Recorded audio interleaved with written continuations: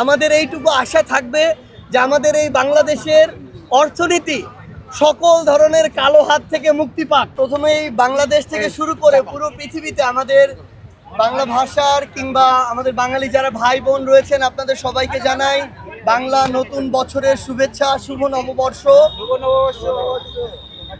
এই শুভ নববর্ষ কিংবা আমাদের এই বাংলা নববর্ষ যেখান থেকে যে প্রেক্ষাপট থেকে উৎপত্তি, যা আমাদের অর্থনীতির সাথে সম্পর্কিত, আমাদের কৃষকের সাথে সম্পর্কিত, আমাদের সংস্কৃতির সাথে সম্পর্কিত।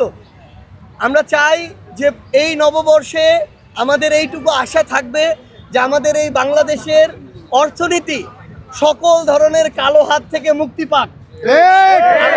আমাদের যে কৃষকেরা আছেন তারা তাদের দ্রব্যের, তাদের যে মাথার ঘাম পায়ে ফেলে যে পণ্য উৎপাদন করে সেটার ন্যায্য মূল্য পাক।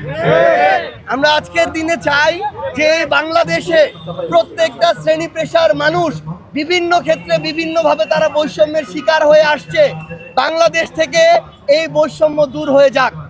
আমরা রাজনৈতিক হানাহানি চাই না, ফ্যাসিবাদ বিরোধী আমরা যারা একসাথে রাজনীতি করছি আমরা সবাই একসাথে মিলেমিশে ন্যায়ের জন্য, ইনসাফ প্রতিষ্ঠার জন্য লড়াই করে যেতে চাই।